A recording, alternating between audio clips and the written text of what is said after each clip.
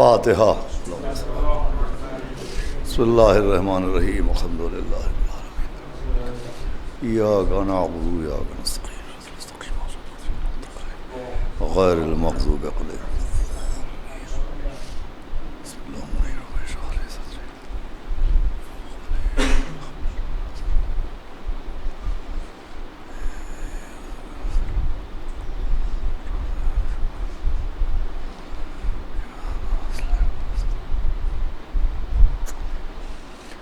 اعوذ باللہ السمیع العلیہ العظیم من الشیطان اللعین الرجیم، بسم اللہ الرحمن الرحیم، الحمد للہ رب العالمین، الصلاۃ والسلام علی سیدنا و نبینا و شفیعنا و طبیب قلوبنا و مولانا مقتدانا بالقاسم محمد، اللہم صلی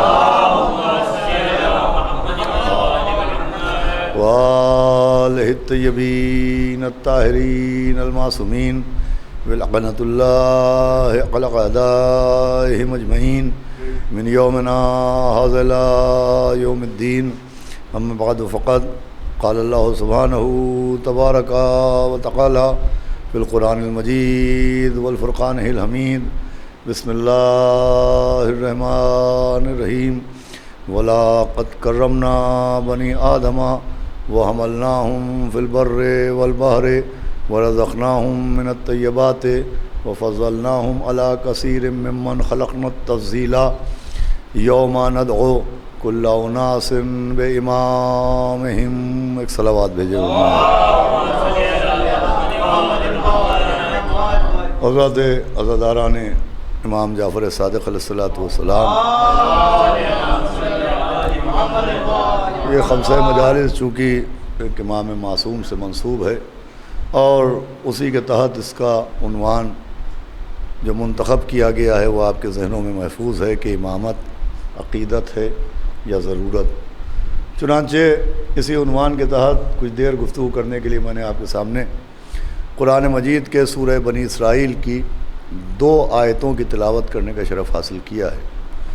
یہ دونوں آیتیں ایک ہی سورہ کی ہیں، سورہ بنی اسرائیل کی ہیں، اور مسلسل آیات ہیں، یعنی ایک کے بعد دوسری آیت جس کو میں نے تلاوت کرنے کا شرف حاصل کیا۔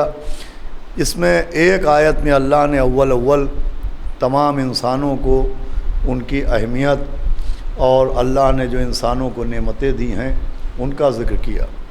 اعلان ہوا کہ وَلَقَدْ كَرَّمْنَا بَنِي آدَمَ، کہ ہم نے اس اولاد آدم کو بے پناہ عزتیں عطا کیں، وَحَمَلْنَاهُمْ فِي الْبَرِّ وَالْبَحْرِ، ہم نے اس انسان کے لیے خشکیوں میں بھی اور سمندروں میں بھی سواریوں کا انتظام کیا، وَرَزَقْنَاهُمْ مِنَ الطَّيِّبَاتِ، اور ہم نے انسان کے لیے پاک و پاکیزہ رزق کا انتظام کیا، وَفَضَّلْنَاهُمْ عَلَى كَثِيرٍ مِّمَّنْ خَلَقْنَا تَفْضِيلًا، اور ہم نے اس انسان کو اپنی مخلوقات میں بے پناہ فضیلتیں عطا کی ہیں۔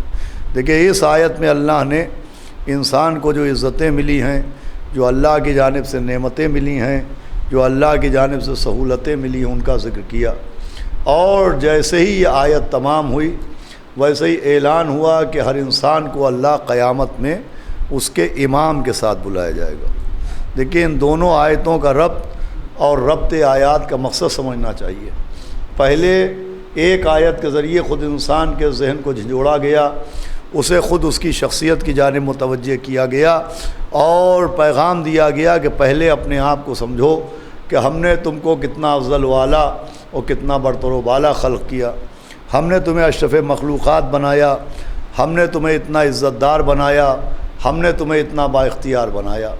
اور جب انسان کو اس کی اہمیت سے آگاہ کر دیا گیا تو فوراً امام کا ذکر ہوا۔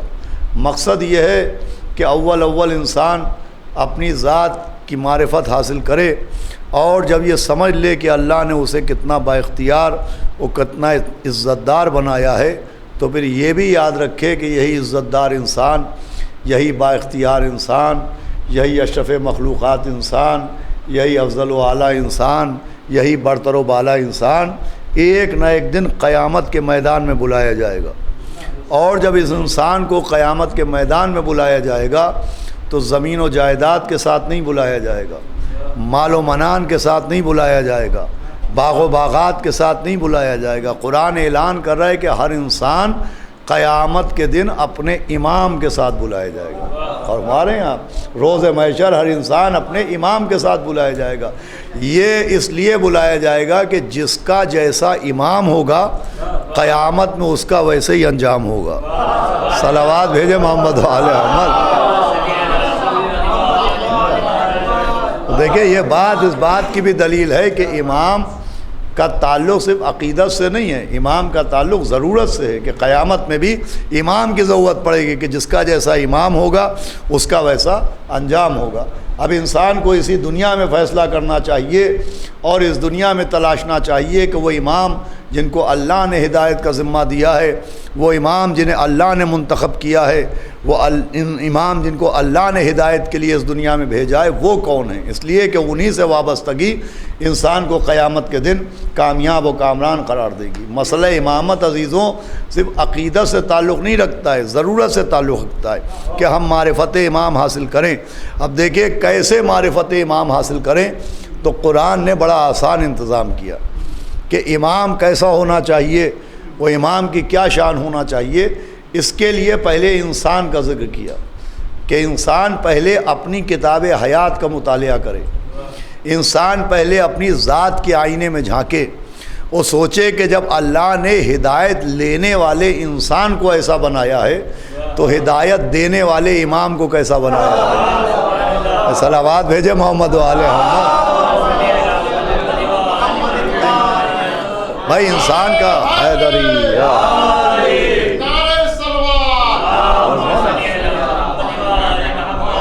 کہ بھائی انسان کا مطلب ہے ہدایت لینے والا، اور امام من اللہ کا مطلب ہے ہدایت دینے والا۔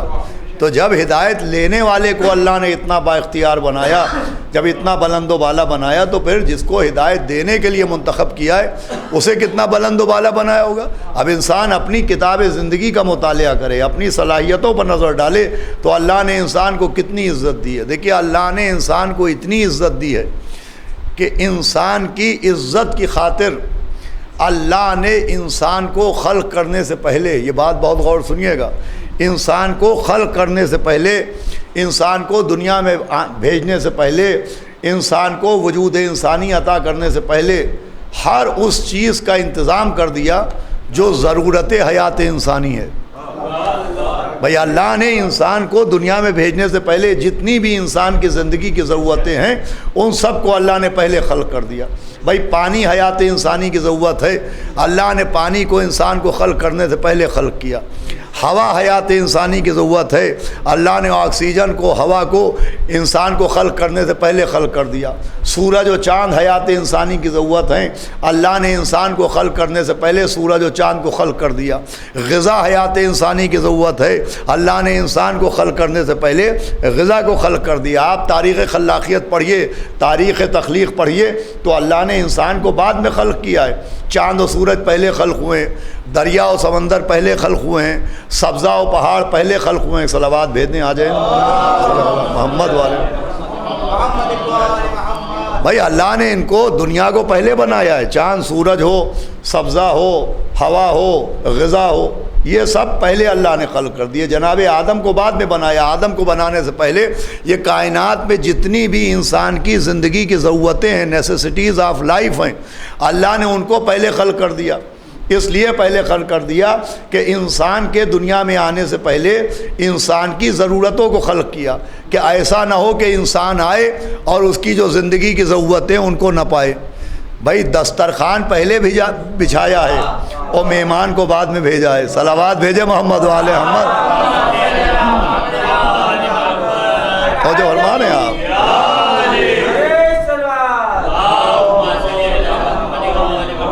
بھائی جتنی بھی انسان کی زندگی ضرورت ہے، آکسیجن حیات انسانی کی ضرورت ہے، ہوا حیات انسانی کی ضرورت ہے، غذا حیات انسانی کی ضرورت ہے، سورج کی روشنی حیات انسانی کی ضرورت ہے، چاند کی چاندنی حیات انسانی کی ضرورت ہے۔ اللہ نے ضرورتوں کو پہلے خلق کیا، وہ انسان کو بعد میں خلق کیا، اور اس کے ذریعے بھی ایک پیغام دیا کہ پہچانو کہ ضرورت کسے کہتے ہیں، اور ضرورت مند کسے کہتے ہیں؟ بھائی صلوات بھیجے محمد والے محمد. بھائی ایک لفظ ہے ضرورت، ایک لفظ ہے ضرورت مند. ضرورت کسے کہتے ہیں اور ضرورت مند کسے کہتے ہیں؟ اس کی پہچان بھی اسی قانون تخلیق میں پنہا ہے. بھئی اللہ نے ضرورتوں کو پہلے خلق کیا اور انسان کو بعد میں، تاکہ ایک پیغام پہنچے کہ انسان ضرورت مند ہے. ہوا اس کی ضرورت ہے، انسان ضرورت مند ہے، غذا اس کی ضرورت ہے، انسان ضرورت مند ہے، چاند و سورج اس کی ضرورت ہے. تو ضرورتوں کو پہلے خلق کیا اور ضرورت مند انسان کو بعد میں خلق کیا. وہ ایک پیغام بھی دیا کہ جو بعد میں خلق ہوتا ہے وہ ضرورت مند ہوتا ہے، اور جو ضرورت مند سے پہلے ہوتا ہے وہ ضرورت ہوتا ہے. فرما رہے ہیں آپ؟ بھائی چاند انسان سے پہلے خلق ہوا، وہ انسان کی ضرورت ہے. ہوا انسان سے پہلے خلق کی گئی، وہ انسان کی ضرورت ہے. غذا انسان سے پہلے خلق کی گئی، وہ انسان کی ضرورت ہے. تو ضرورت کی پہچان کیا ہے؟ جو ضرورت مند سے پہلے خلق ہو وہ ضرورت ہوتی ہے. بھئی یہ جملہ غور نہیں فرما رہے ہیں آپ. جو ضرورت مند سے پہلے خلق ہو اسے کہتے ہیں ضرورت. تو اب انسان ہے ضرورت مند، ہوا اس کی ضرورت ہے. انسان ہے ضرورت مند، غذا اس کی ضرورت ہے. انسان ہے ضرورت مند، آفتاب و حیات اس کی ضرورت ہے. اب مجھے بتائیے جو آدمی سے پہلے خلق ہو وہ آدمی کی ضرورت ہے، اور جو آدم سے پہلے خلق کیے گئے ہو، صلوات بھیجے محمد والے.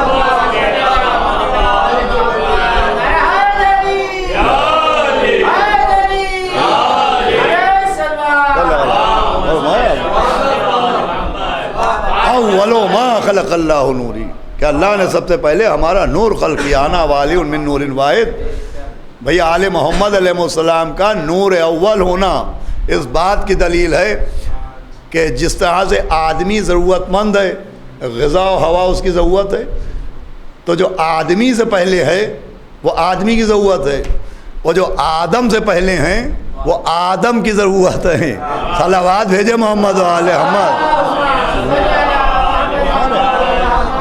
تو اللہ نے انسان کو عزت دینے کے لیے ضرورتوں کو پہلے خلق کیا اور پھر انسان کو خلق کیا. پہلے انسان جناب آدم ہیں. انی جاعل فی الارض خلیفہ، اعلان ہوا میں زمین پر خلیفہ بنا رہا ہوں. اللہ نے جناب آدم کو سب سے پہلے خلق کیا، اور خلقت آدم کے لیے 4 چیزوں کا انتظام کیا گیا. بھئی ایک انسان جو بنا، پہلا انسان جو بنا وہ عناصر اربع سے بنا ہے. بھئی یہ بات بچہ جانتا ہے کہ خلقت انسانی، وجود انسانی عناصر اربع کا نتیجہ ہے. عناصر اربع کیا ہے؟ 4 چیزیں ہیں جس سے ایک جسم انسان بنتا ہے، جس میں ایک ہوا ہے، آگ ہے، پانی ہے، اور صلوات بھیجے مٹی محمد والے محمد. یہ عناصر اربع کہلاتی ہیں، آگ، ہوا، پانی، مٹی. ان 4 چیزوں سے اللہ نے انسان کو خلق کیا ہے. اب غور فرمائیے گا آپ. اب اگر آپ غور کریں تو انسان مجموعہ ہے عناصر اربع کا. اللہ نے انسان کو جن چیزوں سے، جس میٹر سے خلق کیا ہے، وہ نایاب چیزیں نہیں ہیں، سب دستیاب ہیں. بھائی ہوا بھی دستیاب ہے، پانی بھی دستیاب ہے، آگ بھی دستیاب ہے، مٹی بھی دستیاب ہے. اللہ نے انسان کو کسی ایسے میٹیریل سے نہیں بنایا کہ جس تک ہماری رسائی نہ ہو. بھائی اللہ نے انسان کے جسم کو ایسے میٹیریل سے بنایا ہے جو سب ہمارے چاروں طرف موجود ہے. آگ بھی مل جائے گی، ہوا بھی مل جائے گی، پانی بھی مل جائے گا، اور مٹی مل جائے گی. اب دیکھیے اللہ نے انسان کی خلقت میں اپنی قدرت کا مظاہرہ بھی کیا. کیا مظاہرہ قدرت کیا؟ کہ انسان کو بنایا ہے عناصر اربع سے، ان چیزوں سے جو نایاب نہیں ہیں، دستیاب ہیں. مگر اب اللہ کی قدرت دیکھیے کہ بڑے سے بڑے آرٹسٹ کو آپ یہ عناصر اربع لے جا کے دیجئے، اس سے کہیے یہ مٹی رکھی ہوئی ہے، یہ ہوا موجود ہے، یہ آگ ہے، اور یہ پانی ہے. اللہ نے انہی 4 چیزوں سے انسان بنایا ہے. تم بھی ایک انسان بنا کے دکھاؤ. بھائی صلوات بھیجے محمد والے محمد. دیکھیں شیروانی کاہے سے بنی ہے؟ کپڑے سے. آپ ایک درزی کو کپڑے دیجئے وہ شیروانی بنا دے گا. مکان میٹیریل سے بنتا ہے. آپ ایک مستری کو مکان کا میٹیریل دیجئے وہ مکان بنا دے گا. تلوار لوہے سے بنی ہے، آپ ایک لوہار کو لوہا دیجئے وہ تلوار بنا دے گا. بھائی میٹیریل ہی سے تو ہر چیز بنتی ہے. تو ایک مستری کو آپ مکان کا میٹیریل دیجئے وہ مکان بنا دے گا. درزی کو کپڑے دیجئے وہ لباس بنا دے گا، لوہار کو لوہا دیجئے وہ تلوار بنا دے گا، لیکن بڑے سے بڑے آرٹسٹ کو آپ عناصر اربعہ دیجئے مگر وہ انسان نہیں بنا سکتا۔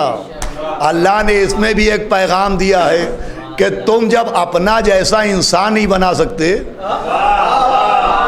کیا سن رہے ہیں؟ جب تم ہدایت لینے والا انسان نہیں بنا سکتے تو ہدایت دینے والا امام کہاں سے بنا ہو؟ صلوات بھیجے محمد و آل محمد۔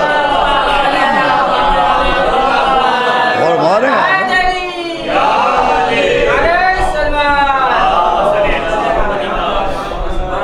دیکھیے اور ہمائیے گا، بڑے سامنے کی بات ہے کہ بھائی لوہے سے بننے والی چیزیں لوہے سے بن جاتی ہیں، مگر انسان کاہے سے بنا ہے؟ آگ، ہوا، مٹی، پانی۔ بڑے سے بڑے آرٹسٹ کو آپ دیجئے کہ یہ بھائی مٹی رکھی ہوئی ہے اور پانی ہے اور آگ ہے، ہوا ہے، اللہ نے انہی چیزوں سے انسان کو بنایا، تم بھی ایک انسان بناؤ۔ اب اگر وہ کوشش بھی کرے گا، وہ دیکھیں یہ سننے کے قابل بات ہے، اگر کوئی کوشش بھی کرے کہ ہاں چلو بھائی انہی چیزوں سے انسان بنائے، ہم بھی ایک انسان بناتے ہیں، اور وہ مٹی لے اور ہوا لے اور آگ لے اور پانی لے اور اس سے ایک انسان بنانے کی کوشش کرے، تو وہ جو بنائے گا وہ بھی انسان نہیں کہا جائے گا، بت کہا جائے گا۔ کیا سنیں آپ؟ توجہ فرما رہے ہیں آپ؟ وہ انسان نہیں کہا جائے گا، وہ بت کہا جائے گا۔ توجہ فرما رہے ہیں آپ؟ وہ اسٹرکچر کہا جائے گا، اسے بت کہا جائے گا، کوئی اسے انسان نہیں کہے گا۔ اس کا مطلب اللہ کے بنائے ہوئے انسان کے مقابلے میں جو بنایا جائے وہ انسان نہیں کہا جائے گا، بت کہا جائے گا۔ تو جو اللہ کے بنائے ہوئے اماموں کے مقابلے میں کسی کو لائے وہ بھی امام نہیں کہا جائے گا، بت کہا جائے گا۔ صلوات بھیجے محمد و آل محمد۔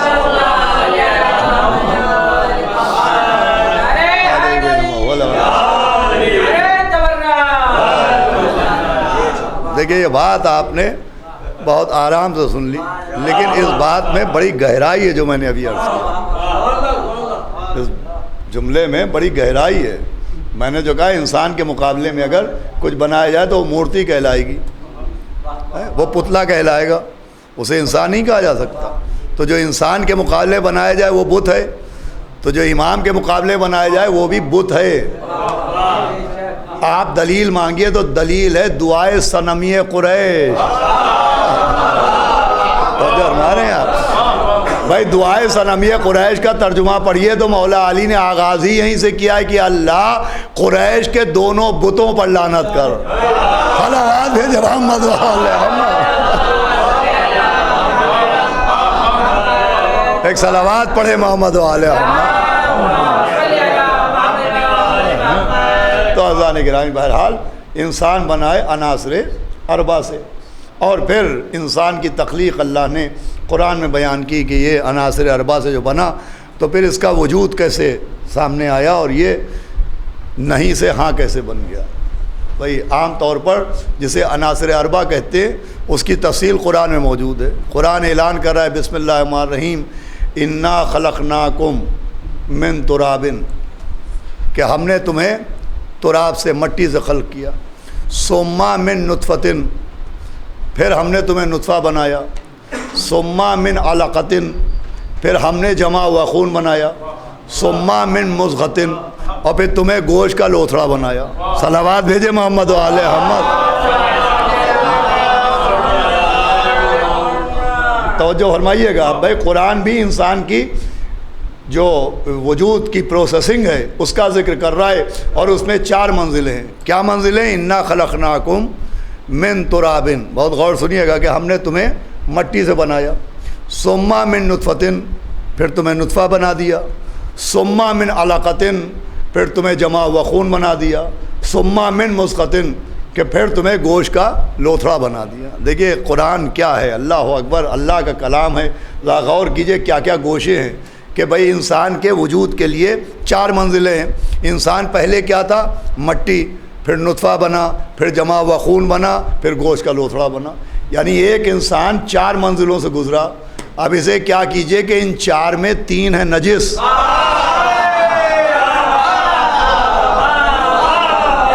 اور ایک ہے پاک۔ بھائی نطفہ نجس ہے، علقہ نجس ہے، مضغہ نجس ہے، تراب پاک ہے۔ اب یہ تو بڑی ناانصافی ہے کہ قرآن کہے تو اسے آیت سمجھا جائے، ہم پڑھیں تو اسے تبرہ کہہ دیا۔ صلوات بھیجے محمد والے۔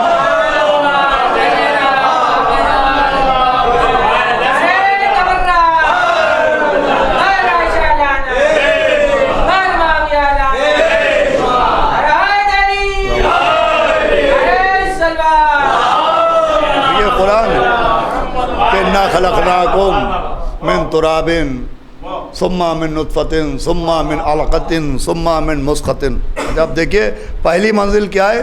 مٹی، تراب، کہ ہم نے پہلے تمہیں مٹی سے بنایا، تراب سے بنایا۔ اچھا، اب عربی زبان میں مٹی کے بہت سے نام ہیں۔ عربی زبان میں مٹی کو تراب بھی کہتے ہیں، تراب ہی نہیں کہتے، مٹی کے اور نام بھی ہیں۔ مٹی کا عربی زبان میں ایک نام ہے تین، بڑا مشہور نام ہے تین۔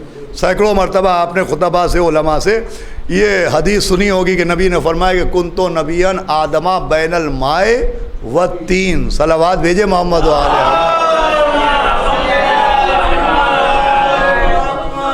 فرمایا کہ میں اس وقت بھی نبی تھا جب آدم آب و گل کے درمیان تھے، تین بھی مٹی کو کہتے ہیں۔ تو عربی زبان میں مٹی کا ایک نام ہے تین، عربی زبان میں مٹی کا ایک نام ہے حما، اور عربی زبان میں مٹی کا ایک نام ہے سلسال۔ عربی میں مٹی کو تراب بھی کہتے ہیں، تین بھی کہتے ہیں، حما بھی کہتے ہیں، سلسال بھی کہتے ہیں۔ لیکن کیوں کہتے ہیں؟ عربی زبان سب سے رز زبان ہے، اس میں سب سے زیادہ گہرائی ہے، معنویت ہے، تو ہر لفظ کی تشریح کی گئی ہے کہ مٹی کو تراب کیوں کہتے ہیں، مٹی کو عربی میں تین کیوں کہتے ہیں، حما کیوں کہتے ہیں، سلسال کیوں کہتے ہیں۔ تو علماء نے جو اس کی تفصیل بیان کی، وہ تفصیل یہ ہے کہ تین کسے کہتے ہیں؟ وہ مٹی جس میں پانی ملا دیا جائے، یعنی گیلی مٹی کو عربی زبان میں تین کہتے ہیں۔ توجہ سنیے، گیلی مٹی کو عربی میں کہتے ہیں تین۔ اب یہ گیلی مٹی رکھی رہے اور اس میں کسی شے کو جوڑنے کی صلاحیت پیدا ہو جائے، اس میں چکنائی پیدا ہو جائے، تو اب اسے تین نہیں کہتے، اب اس کا نام ہوتا ہے حما۔ توجہ فرما رہے ہیں آپ؟ اب وہ مٹی جس میں چپکانے کی صلاحیت پیدا ہو جائے اس کو تین نہیں کہتے، اسے کہتے ہیں حما۔ اب یہ جو حما نام کی مٹی ہے، اسے یا تو دھوپ میں سکھا لیا جائے اور یا آگ میں ڈال کے پکا لیا جائے اور اس میں سے کھنکھنانے کی آواز آئے تو اسے کہتے ہیں سلسال۔ ہمارے یہاں صلوات بھیجے محمد والے۔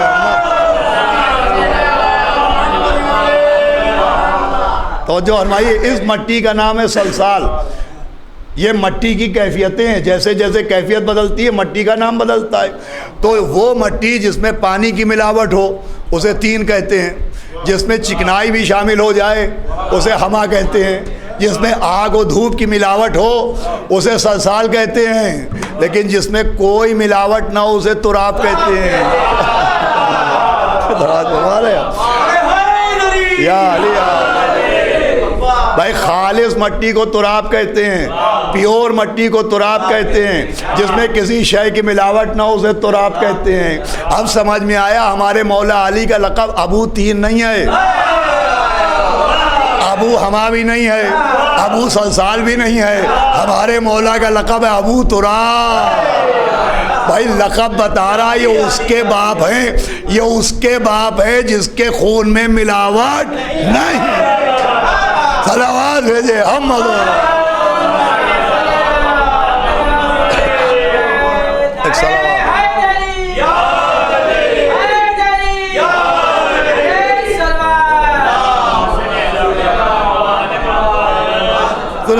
گرامی، بہت زیادہ دیر زحمت نہیں ہے نا۔ تو یہ انسان کے وجود کا ذکر ہو رہا ہے کہ انسان اپنے آپ کو سمجھے۔ آئیے انصار بھائی تشریف لے آئے، صلوات پڑھ دے محمد والے۔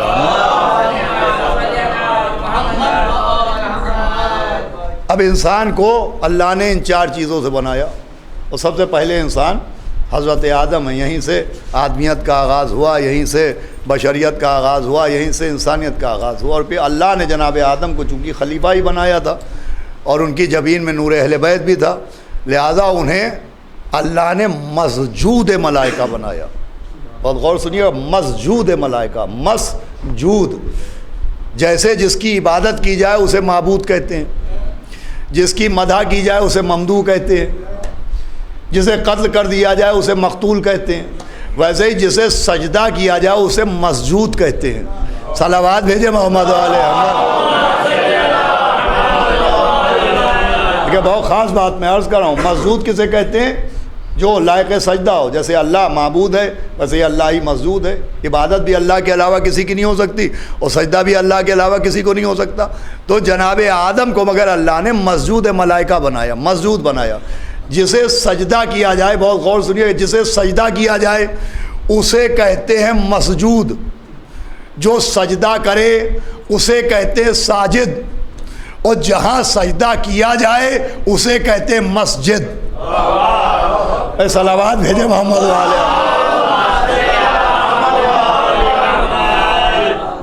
اب دیکھیے بہرحال تبرک میں کھانا بھی بہت اہم چیز ہے اور ہونا بھی چاہیے، لیکن جن مجلسوں میں مجلس کا کھانا ہونے لگتا ہے اس میں کبھی کبھی یہ سوچنا پڑتا ہے کہ لوگ مجلس ختم ہونے کا انتظار کر رہے ہیں یا کھانا شروع ہونے کا انتظار کر رہے ہیں۔ صلوات پڑھے محمد والے۔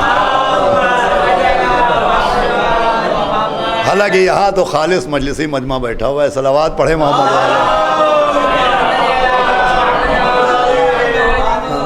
تو یہاں تو ذکر کی خوشبو والے ہیں، ابھی وہ اس کی خوشبو والے اس وقت کے اوپر آ جائیں گے انشاءاللہ۔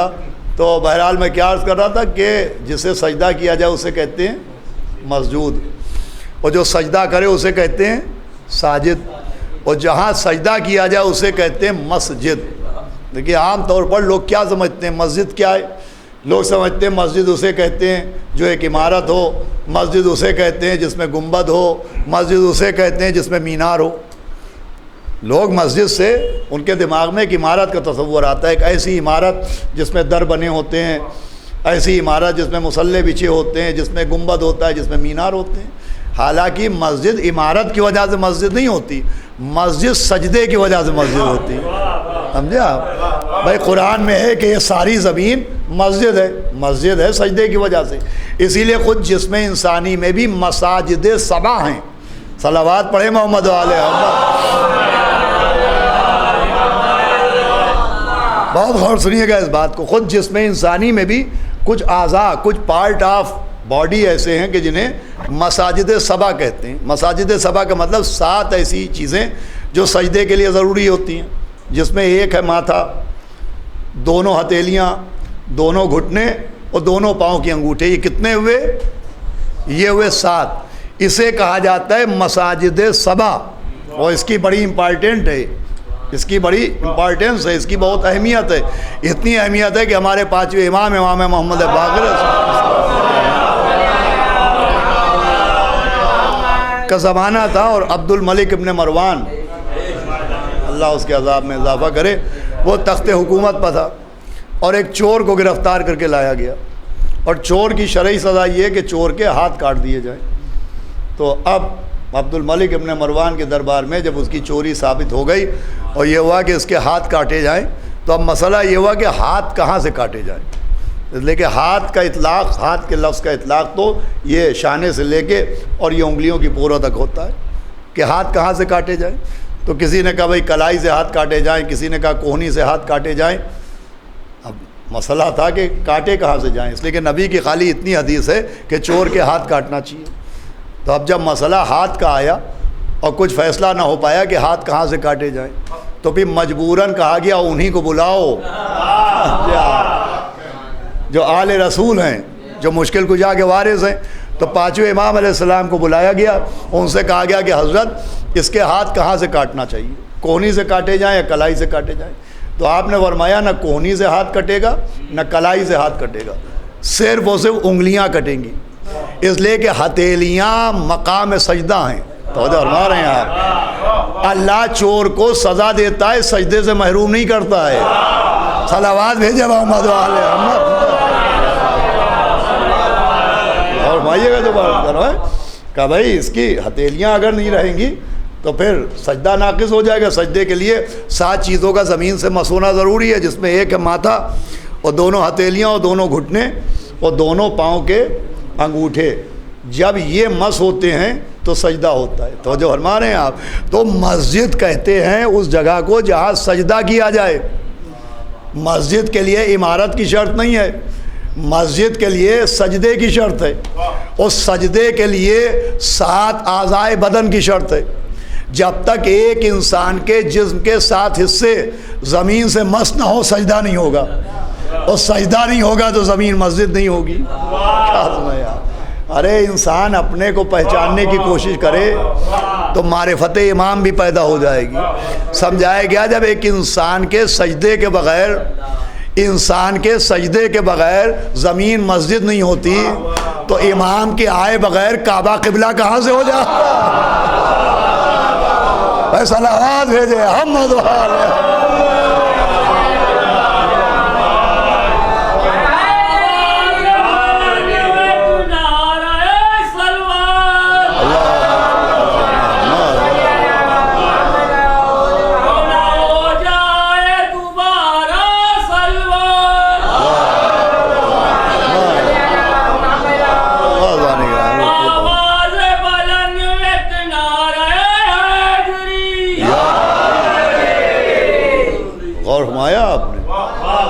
بھائی انسان اپنے اوپر غور کرے۔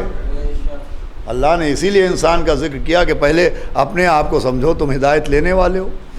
جب تمہیں ہم نے اتنی عزت دی ہے تو بھی جو ہدایت دینے والا امام ہے اس کا کیا مرتبہ ہوگا؟ ارے جب تک انسان کے اعضائے جسم زمین سے مس نہ ہو زمین مسجد نہیں ہو سکتی۔ تو امام کے 13 رجب کو کعبے میں آئے بغیر کعبہ کہاں سے ہو جاتا؟ تو اب مسجد اس کو کہتے ہیں جہاں سجدہ ہو، سجدے کی وجہ سے مسجد ہوتی ہے۔ اب مسجد میں خاص جگہ ہوتی ہے جسے کہا جاتا ہے محراب۔ بھئی آخری بات ہے، اس پہ اگر آپ نے غور کر لیا تو مجلس تمام ہو جائے گی۔ محراب ایک خاص جگہ ہوتی ہے مسجد میں جسے کہا جاتا ہے محراب۔ آپ کو معلوم ہے لفظ محراب بنا کاہے سے؟ محراب کا مطلب کیا ہوتا ہے؟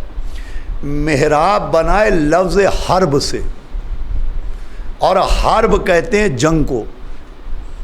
جیسے جہاں قتل کیا جائے اس جگہ کو مقتل کہتے ہیں، جہاں پر جنگ کی جائے حرب کی جائے اسے محراب کہتے ہیں۔ اسی لیے پڑھے لکھے لوگ جانتے ہوں گے کہ یہ تلوار اور نیزے کو کہا جاتا ہے آلات حرب و ضرب۔ صلوات بھیجے محمد علیہ محمد۔ لیکن بہت خاص بات میں عرض کر رہا ہوں آپ کی خدمت میں، اسے کہتے ہیں آلات حرب و ضرب۔ حرب کہتے ہیں جنگ کو، حرب جنگ کو کہا جاتا ہے، اور جہاں جنگ کی جائے اسے محراب کہتے ہیں۔ سوال یہ ہے کہ بھائی مسجد میں محراب کی کیا ضرورت ہے؟ کیا سن رہے ہیں آپ؟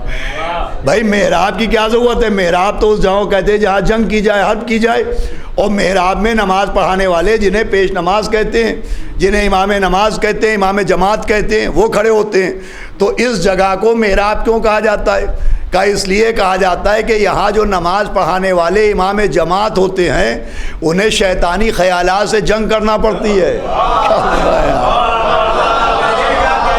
تو جو ہمارے آپ صلوات بھیجے محمد علیہ محمد۔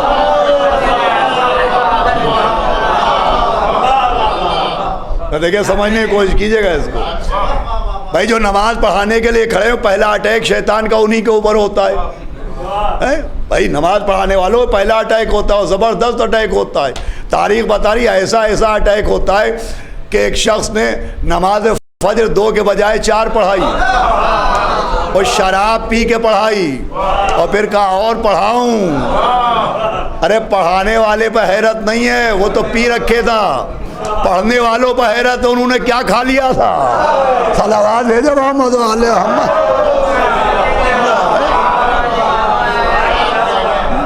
بھائی ولید کا واقعہ ہے، پورا کا پورا تاریخ میں موجود ہے۔ 3رے خلیفہ کا بھائی تھا یہ، اس نے شراب پی کے نماز فجر پڑھائی، اور 2 کے بجائے 4 پڑھائی، اور لوگوں سے پوچھا اور پڑھا دوں؟ صلوات بھیجے محمد علیہ محمد۔ تو عزیزوں پہلا اٹیک تو اسی پہ ہوتا ہے جو نماز پڑھانے کھڑے ہوتے ہیں، تو اس لیے اس کا نام ہے محراب۔ اس لیے کہ نماز پڑھانے والے جو امام مسجد ہوتے ہیں انہیں شیطانی خیالات سے جنگ کرنا پڑتی ہے، وسواس سے جنگ کرنا پڑتی ہے، باطل خیالات سے جنگ کرنا پڑتی ہے، انہیں ابلیس سے لڑنا پڑتا ہے۔ دیکھیں محراب خود اس بات کا اعلان ہے کہ مسجد کے امام کے لیے بھی صرف عالم ہونا کافی نہیں ہے، مجاہد ہونا ضروری ہے۔ ارے کیا سنا ہے؟ بھائی بہت اہم ہے ارے بھائی اتنے سے مسجد کی اتنی سی مسجد کی امامت کے لیے بھی صرف علم کی شرط نہیں ہے، حرب کی شرط ہے۔ ان کو اس سے لڑنا ہے جو دکھائی نہیں دیتا۔ اب دنیا کائنات میں ایسا امام لے کے آئے کہ جو ان سے بھی لڑائے جو نظر آتے تھے اور ان سے بھی لڑائے جو نظر نہیں آتے تھے۔ صلوات بھیجے محمد۔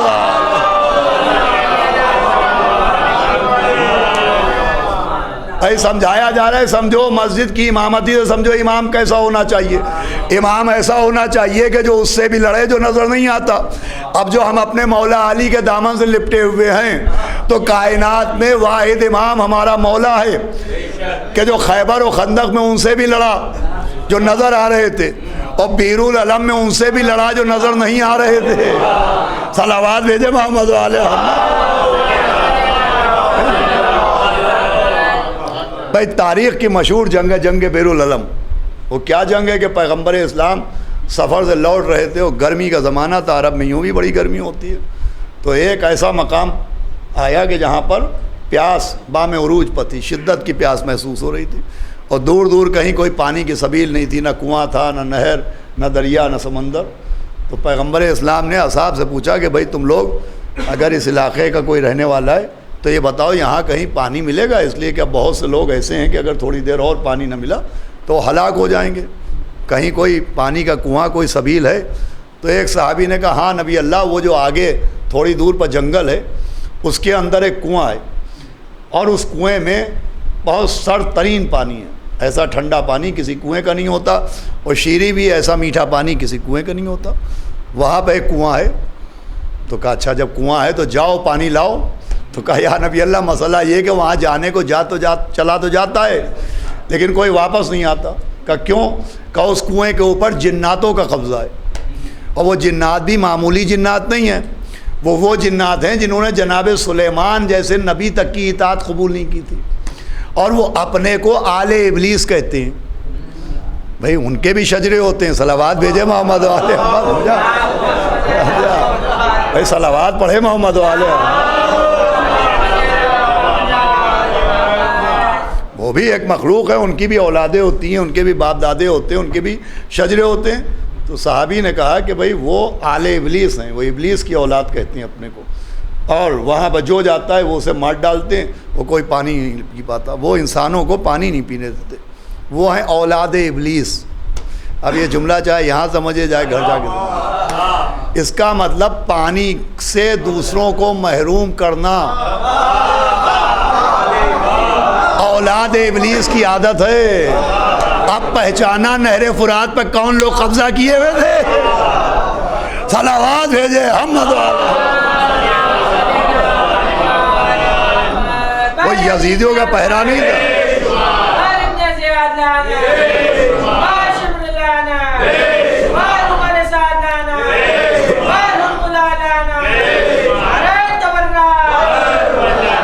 بس 5 منٹ میں گفتگو تمام ہوتی ہے۔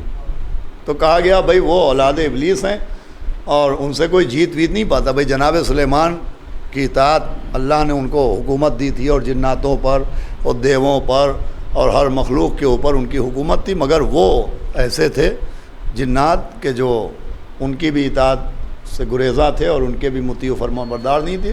تو کہا وہی لوگ اس کنویں پہ قابض رہتے ہیں، کوئی پانی لا نہیں پاتا۔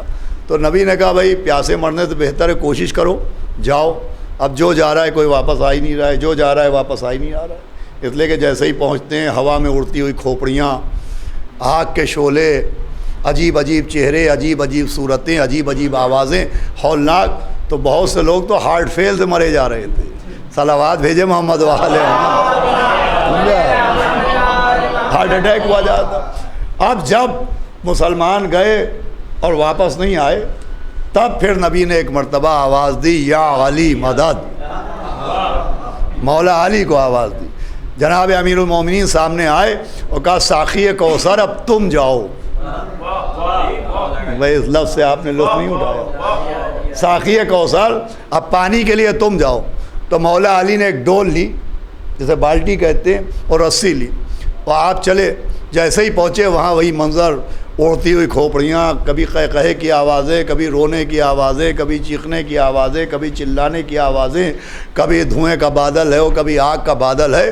اور جناب امیر المومنین صلی اللہ علیہ وسلم پہنچے، اور پہنچنے کے بعد آپ نے بالٹی کنویں میں ڈالی، ڈول رسی باندھ کے کنویں میں ڈالا.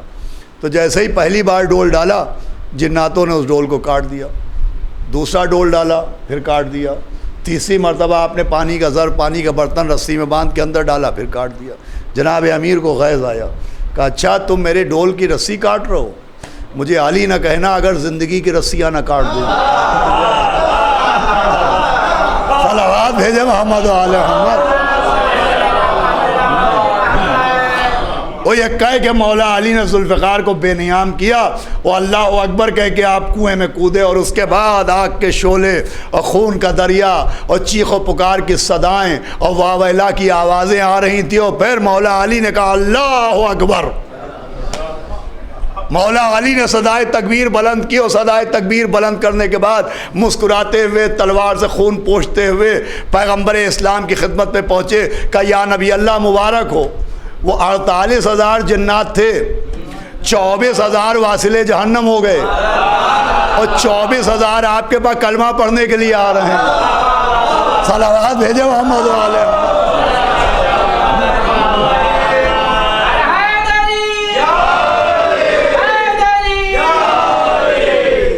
کہ 24,000 واصل جہنم اور 24,000 کلمہ پڑھنے کے لیے آ رہے ہیں. اب یہاں پیاس کی شدت اور ہونٹوں پر پپڑیاں. ایک صاحب نے بلبلا کے کہا یا علی، ارے وہ کلمہ پڑھنے آ رہے ہیں وہ الگ کی بات ہے، آپ پانی لے کے گئے تھے، پانی تو لے کے آتے. تو فرمایا گھوم کے دیکھو، جنہوں نے روکا تھا وہی بھر بھر کے لا رہے ہیں. اسے کہتے دشمن سے پانی بھروانا. صلوات بھیجے محمد و آل محمد.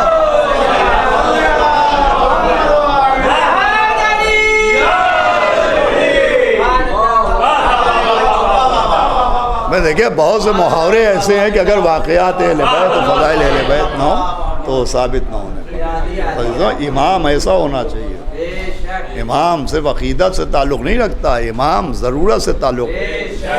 لمحہ لمحہ زندگی کا کوئی مرحلہ، کوئی موقع ایسا نہیں ہے جس میں امام کی ضرورت نہ ہو. اب وہ امام برحق جسے اللہ نے منتخب کیا ہے اس کو پہچاننا ضروری ہے. پہچانے کیسے؟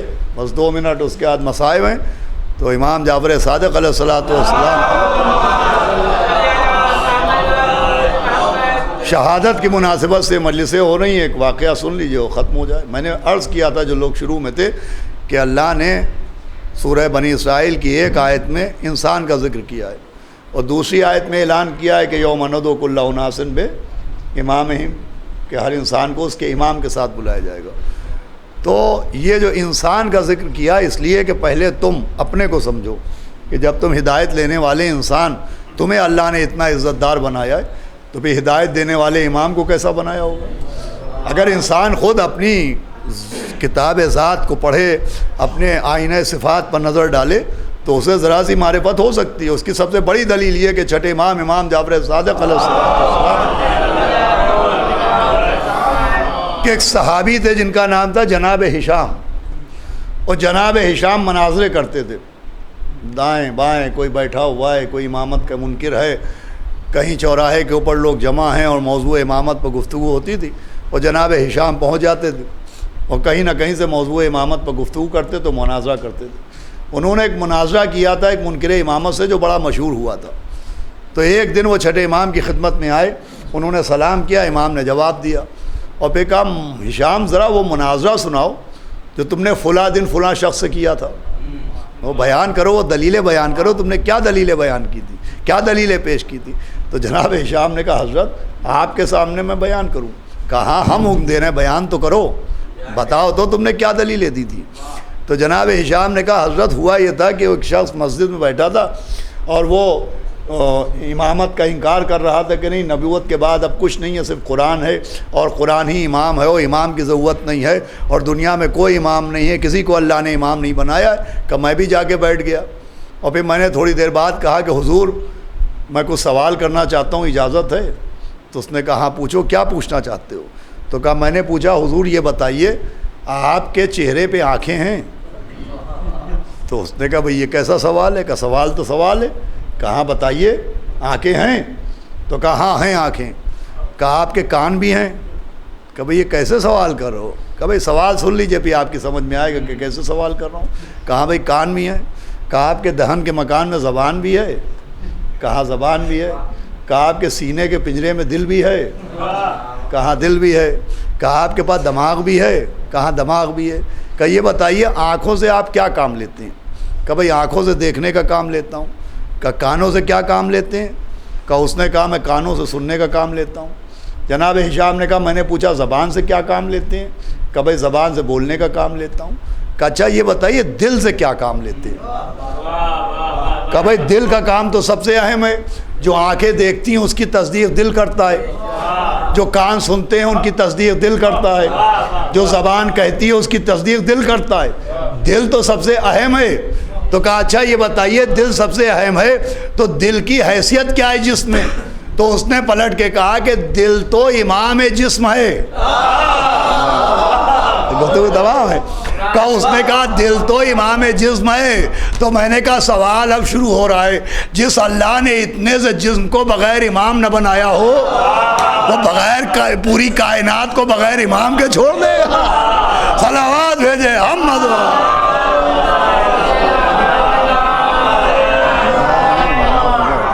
یہ اذان گرامی کہ بھئی جسم جب بغیر امام کے نہیں ہے تو پوری کائنات بغیر امام کی ہوگی۔ امام عزیزوں ضرورت کائنات کا نام، صرف عقیدت بھی ہے امام سے، محبت بھی ہے امام سے، لیکن امام اصلاً ضرورت ہے۔ اس دنیا کی ضرورت بھی امام معصوم ہے اور آخرت کی ضرورت بھی امام معصوم ہے۔ اسی لیے ہم اس ضرورت سے عقیدتاً بھی وابستہ ہیں اور ضرورتاً بھی وابستہ ہیں۔ امام برحق یہی ہیں اور سارا مسئلہ دیکھیے امامت ہی کا ہے، سارا جھگڑا امامت ہی کا ہے۔ یہ جو ہماری آنکھوں میں آنسو ہیں، یہ جو ہمارے چہروں پہ غم کے آثار آتے ہیں، یہ جو 15 شوال کو چھٹے امام کا ماتم ہوگا، اور وہ جو کربلا میں زہرا کا اجڑا ہوا گھر تھا، وہ جو 32 برس کے شیر کے بازو کاٹ ڈالے گئے، وہ جو 18 برس کی شبیہ پیغمبر ان کے سینے میں جو نیزہ مار دیا گیا، وہ جو 6 مہینے کے بچے کے گلے پر نشانہ تاک کے تیر مارا گیا، وہ جو 13 برس کے قاسم کے لاشے پر گھوڑے دوڑائے گئے، سارا مسئلہ کیا تھا؟ یہ مسئلہ امامت ہی تھا کہ ایک طرف منکرین امام تھے اور ایک طرف ناصرین امام تھے۔ اگر انکار امامت بام عروج پر تھا تو پھر نصرت امامت بھی بام عروج پر تھی۔ سمجھ رہے تھے یہ ناصرین امام کہ عظمت امام کیا ہے، اس لیے ادھر سے لاکھوں بڑھے دشمنی ہے امامت میں، ادھر سے 72 چلے نصرت امام کے لیے، ادھر سے نیزہ بڑھا، ادھر سے علی اکبر کا سینہ بڑھا، ادھر سے تلوار چلی، ادھر سے جناب عباس کے بازو بڑھے، ادھر سے گھوڑوں کی ٹاپیں بڑھیں، ادھر سے قاسم کا لاشا آگے بڑھا، ادھر سے 3 بھال کا تیر چلا، ادھر سے علی اصغر کا گلا بڑھا، ادھر سے نیزوں کی، ادھر سے خنجر چلا، ادھر سے سوکھا ہوا گلا بڑھا، ادھر سے نیزوں کی انیاں چلیں، ادھر سے بیویوں کی ردائیں آگے بڑھیں، ادھر آگ کے شعلے بڑھے، ادھر سید سجاد کا خیمہ آگے بڑھا، ادھر شمر کا تازیانہ بڑھا، ادھر پشت سید سجاد آگے بڑھی، ارے ادھر سے شمر کا تماچا چلا، ادھر سے سکینہ کا رخسارہ بڑھا۔ اللہ آوازیں آپ کی بلند ہیں۔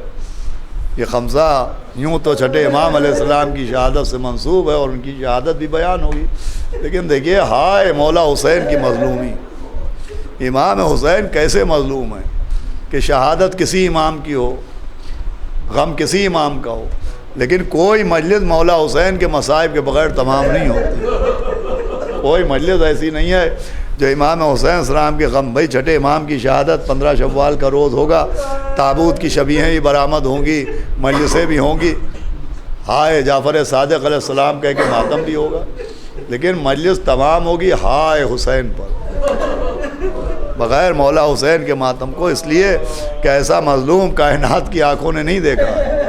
اسی لیے خود چھٹے امام نے مولا حسین علیہ السلام کی مجلسوں کو، ان کے غم کو بہت فروغ دیا ہے۔ ایسا مظلوم آسمان کی آنکھوں نے نہیں دیکھا ہے۔ آپ اندازہ لگائیں مولا حسین کی مظلومی ہے کہ جب جناب آدم جنت و زمین پہ آئے اور وہ توبہ کر رہے تھے، دعائیں مانگ رہے تھے، تو اللہ نے جبریل کو بھیجا اور کہا جاؤ ان سے بتاؤ کہ اگر یہ چاہتے ہیں ان کی توبہ قبول ہو تو یہ پنجتن کا واسطہ دیں۔ تو جناب آدم نے پنجتن کے نام لے لے کے واسطہ دینا شروع کیا کہ محمود تجھے محمد کا واسطہ، اے اعلیٰ تجھے مولا علی کا واسطہ، اے فاطر سماوات تجھے بی بی فاطمہ کا واسطہ، اے محسن تجھے امام حسن کا واسطہ۔ اتنے میں جبریل نے کہا آپ کہیے قدیم الاحسان تجھے مولا حسین کا واسطہ۔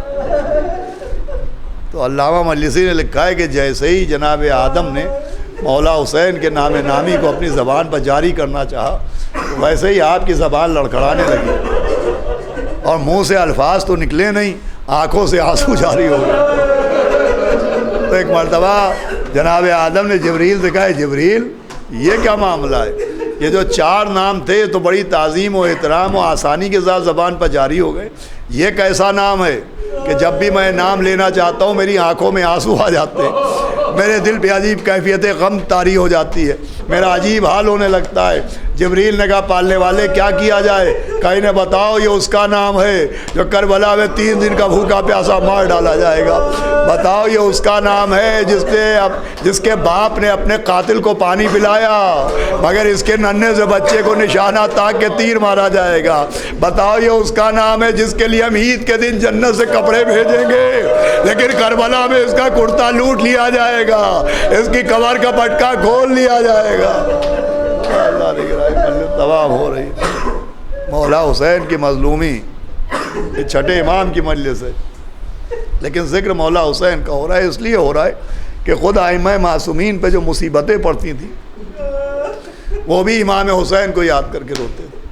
چھٹے امام علیہ السلام پہ ایک ظلم ہوا تھا، اللہ منصور دوانقی کے عذاب میں اضافہ کرے، یہ بنی عباس کا خلیفہ تھا، اس نے بہت ستایا چھٹے امام کو، بہت ستایا، اور اس کے علاوہ جو خلفائے بنی عباس تھے انہوں نے بڑا ظلم کیا، اور کوشش ہوتی تھی چھٹے امام کے دور میں کسی طرح سے جو چھٹے امام علیہ السلام کے رشتہ دار ہیں، ان کے گھر والے ہیں، انہیں کسی طرح سے جنگ کے لیے میدان میں بلایا جائے اور ان کو اسی بہانے قتل کر دیا جائے۔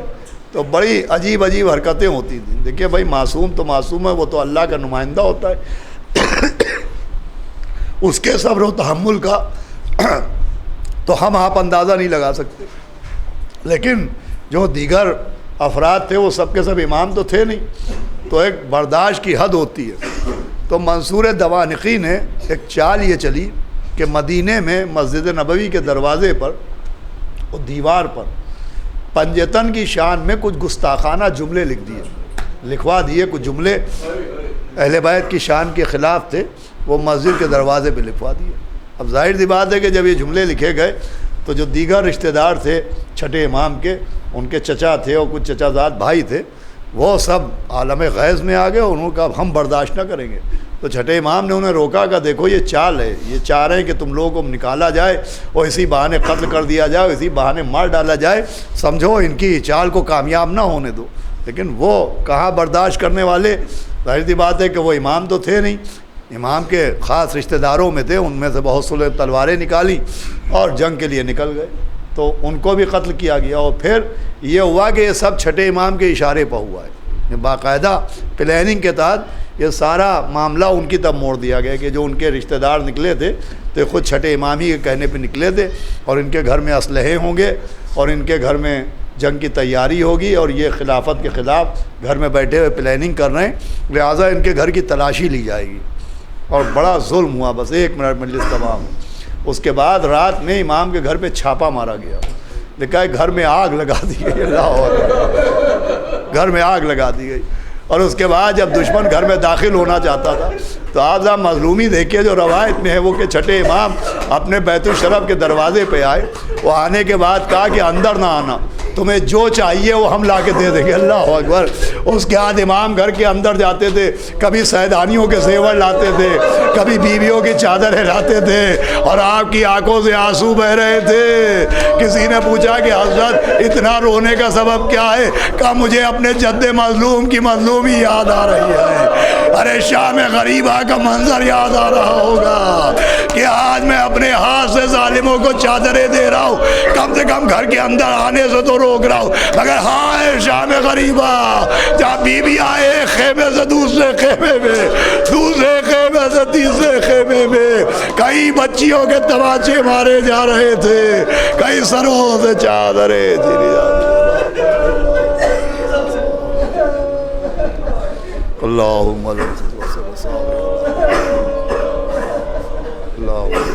پالنے والے عبادت عظیم کو قبول فرما، مریم علیہ عباس موسوی اور ان کے والد صاحب و جتنے بھی مومنین یہاں ہیں سب کی توفیقات میں اضافہ فرما۔ اور چھٹے امام علیہ السلام کی مجلسیں ہیں، چھٹے امام ہی نے فرمایا کہ پالنے والے ان آوازوں کو نزول رحمت فرمانا جو میرے جد مظلوم کے غم میں بلند ہوتی ہیں، پالنے والے امام حسین السلام کے غم میں بلند ہونے والے آوازوں پر رحمت نازل فرما، اور جتنے بھی حاضرین مجلس ہیں ان کی جان و مال و عزت و آبرو کا تحفظ فرما، اور حضرت حجت کے ظہور میں تعجیل ہو، ہمارا شمار ان کے انصار و اعوان میں ہو، اہل بیت اطہار کے زندہ و مردہ تمام دشمنوں کے عذاب میں اضافہ ہو۔